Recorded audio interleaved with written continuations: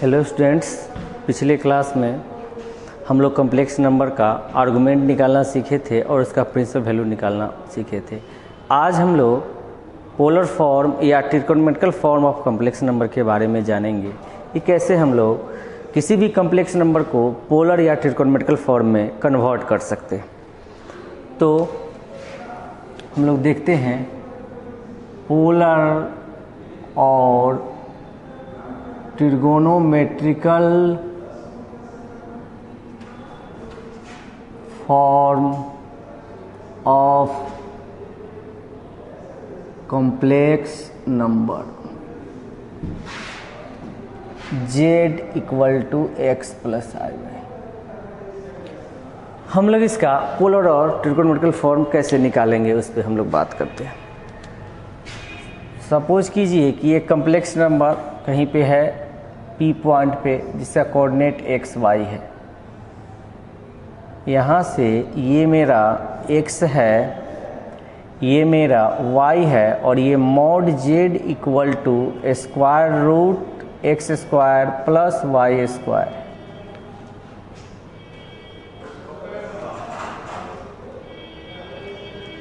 कब तक क्लास है? 30 मिनट। सपोज कीजिए कि ये एंगल थीटा है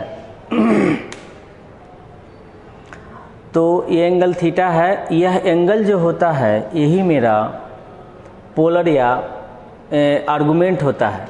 मैंने आपको प्रीवियस डे बताया था कि जब कोई भी complex number positive x axis यानी रियल एक्सिस के साथ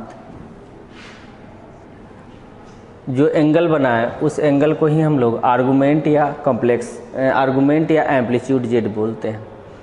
तो ये मेरा थीटा जो है आर्गुमेंट, इसका आर्गुमेंट निकालना हमने प्रीवियस क्लासेज में पढ़ा है और इसका प्रिंसिपल वैल्यू भी निकालना हमने प्रीवियस क्लासेज में पढ़ा है। अभी हम लोग वर्क कर रहे हैं। यहाँ से ये एक राइट एंगल ट्रायंगल का फॉर्मेशन हो गया।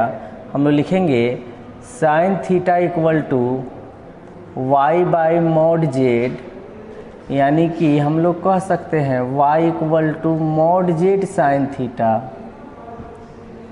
Cos theta equal to x by mod z, यानी x equal to mod z cos theta. अब चूंकि z इक्वल टू मेरे पास x प्लस आई वाई है तो x और y का वैल्यू इसमें अगर हम सब्स्टिट्यूट करते हैं तो ये मेरा होगा mod z cos theta x का मान plus i mod z sine theta, और इसमें z equal to mod z cos theta plus i sine theta. इस तरह के फॉर्म में किसी कॉम्प्लेक्स नंबर को अगर इस तरह के फॉर्म में लिखते हैं तो यही फॉर्म दिस टाइप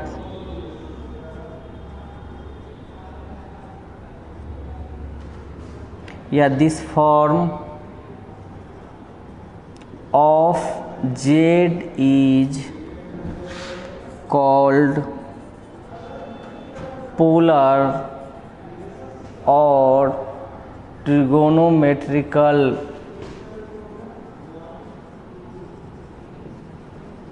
फॉर्म।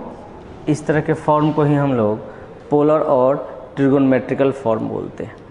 तो चलिए कोई क्वेश्चंस को हम लोग पोलर फॉर्म में कन्वर्ट कैसे करते हैं उस पर हम लोग क्वेश्चंस के माध्यम से देखते हैं।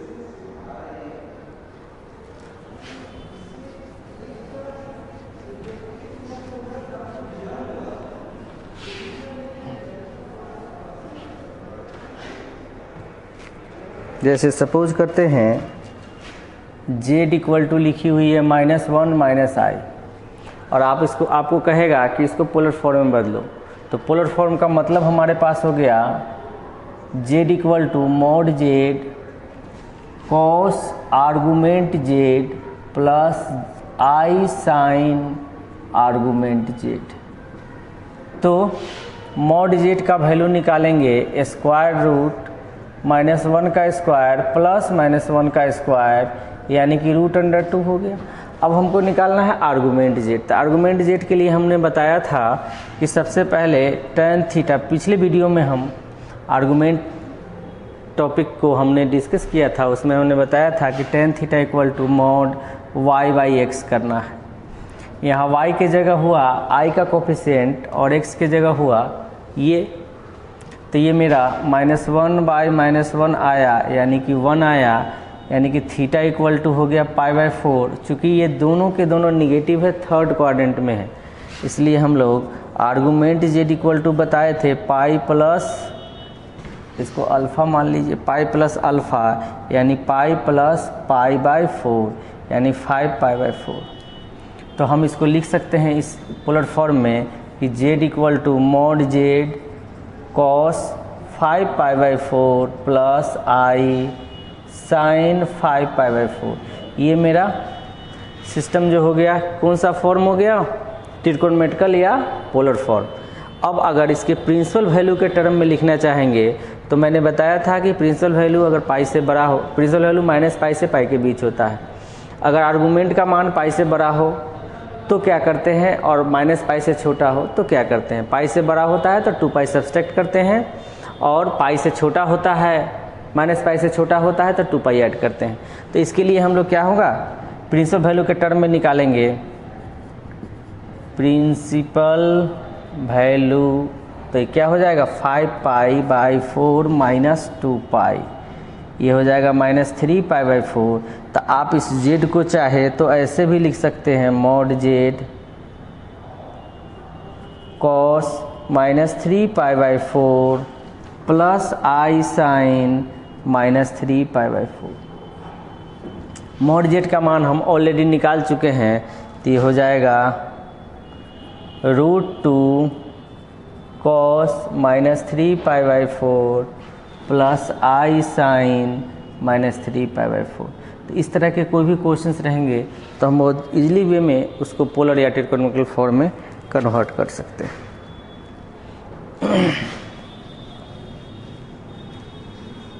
कुछ क्वेश्चंस हम लोग और लेते हैं और देखते हैं किस तरह से काम करना है।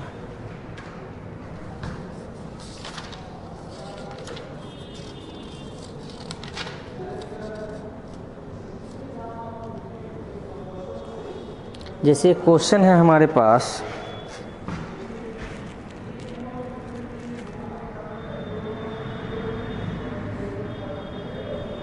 जैसे जेड इक्वल टू लिखी हुई है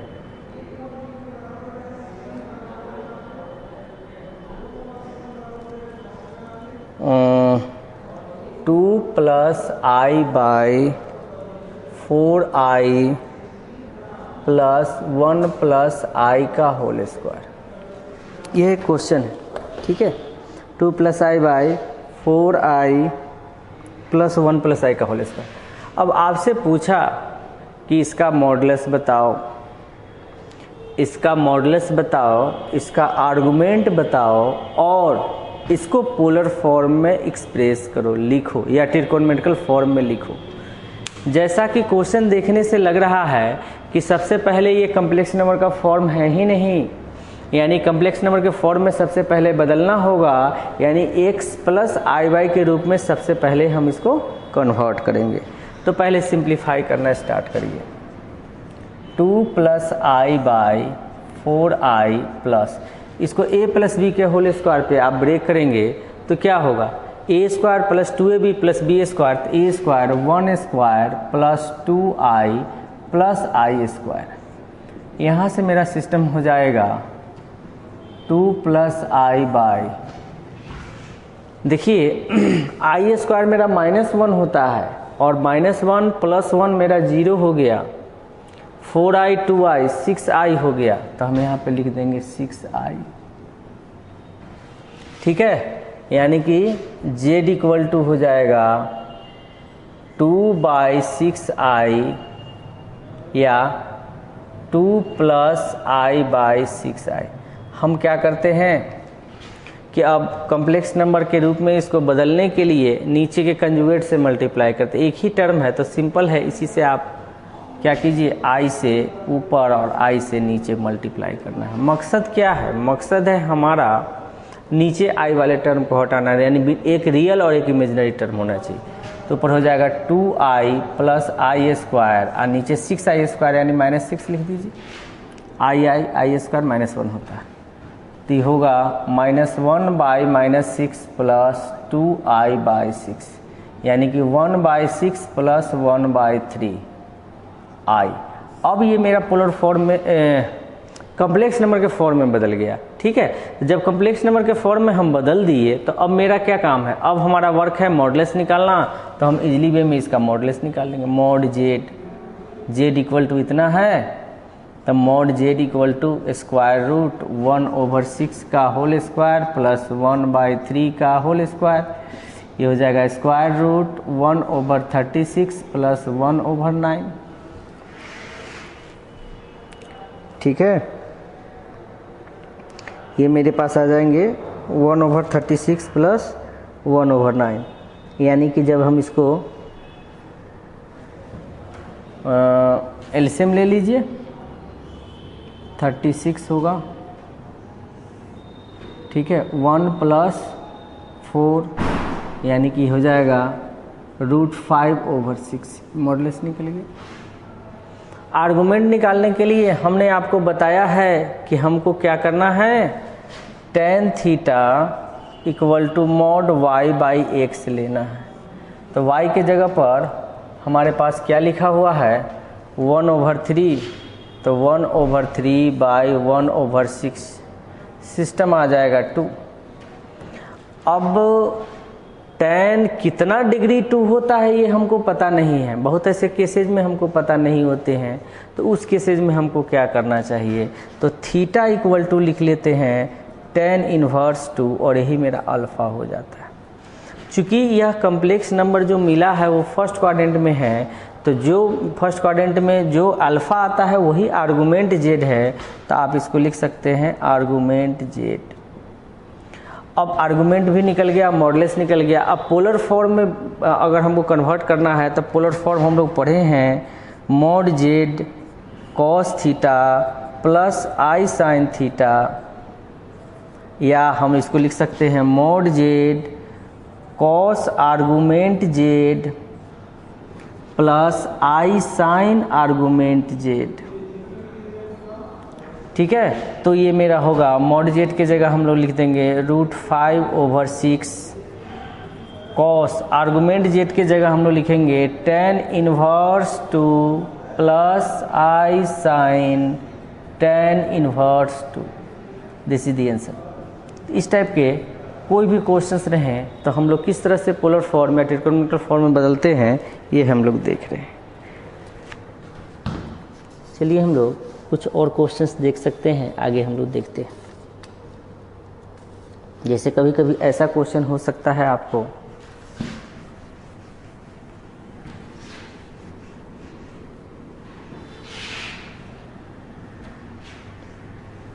कि कोई क्वेश्चन पोलर फॉर्म में या ट्रिगोनोमेट्रिकल फॉर्म में दे दे और तब कहे कि आप उसको कार्टेशियन फॉर्म में लिखिए, यानी x + iy के रूप में लिखिए। तो हम लोग कैसे लिख सकते हैं उस पर हम लोग आते हैं। जैसे क्वेश्चन लिखी हुई है z इक्वल टू 5/2 cos 300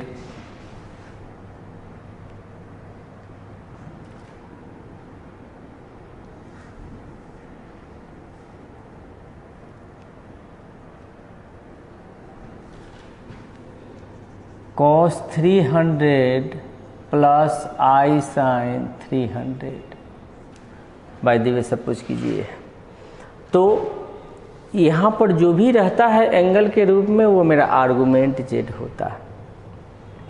तो इस केस में हम लोग इसको क्या करेंगे कि z equal to 5/2 cos 300 plus i 5/2 sine 300 ले लेंगे। ठीक है, इस तरह से हम इसको ले लेंगे। फिर आगे हमको काम क्या करना है सो देख लेते हैं। अब यहाँ पर जो वैल्यू मिलता है ये हमेशा x होता है और यहाँ पर जो वैल्यू मिलता है ये हमेशा y होता है।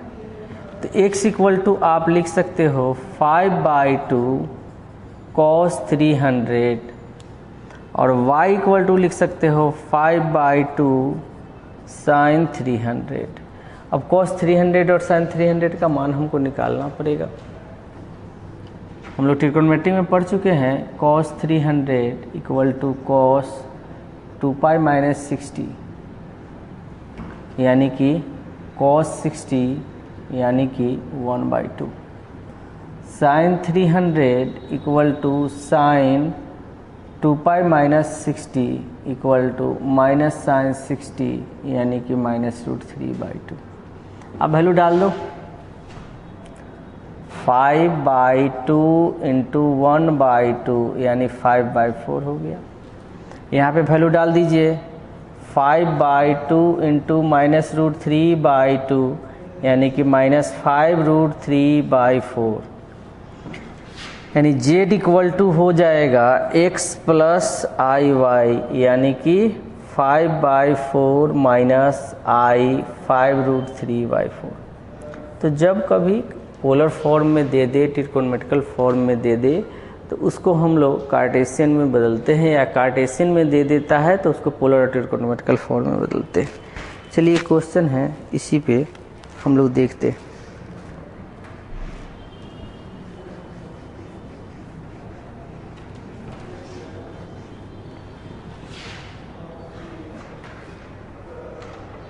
जैसे सपोज कीजिए क्वेश्चन है z equal to cos 70 plus I sin 20 नहीं I cos 20 कहेगा कि इसको आप कार्टेशियन फॉर्म में बदलो। सबसे पहले तो हमको देखना पड़ेगा कि यह पोलर फॉर्म में है कि नहीं। अगर नहीं है तो उसको पोलर फॉर्म में हम लोग बनाएंगे, यानी कि mod z cos theta plus I sin theta का रूप होना चाहिए, यानी कि इस दोनों का थीटा सेम होना चाहिए। यहाँ नहीं है तो लाने का प्रयास तो कर सकते हैं। तो आइए हम लोग करते हैं। ये मेरा होगा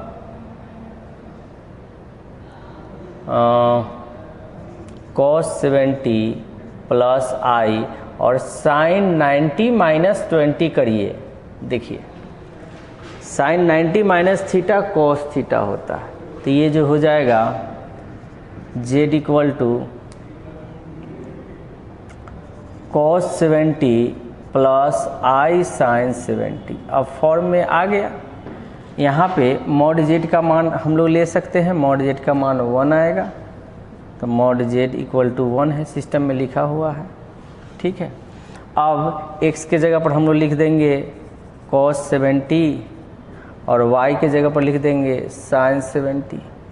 अब चूंकि इसका न्यूमेरिकल मान हम लोग जनरल वे में नहीं बता सकते हैं, लेकिन कैलकुलेटर वगैरह से बता सकते हैं, तो जो भी वैल्यू आएगा उसी के फॉर्म में z equal to x plus IY। अब इसका जो न्यूमेरिकल मान आएगा यहाँ डाल देंगे, मेरा कार्टेशियन फॉर्म में कन्वर्ट हो गया।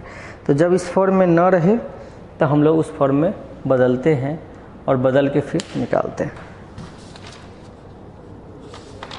चलिए हम लोग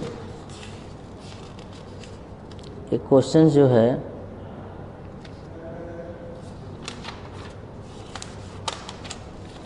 और हम लोग कर लेते हैं, देख लेते हैं।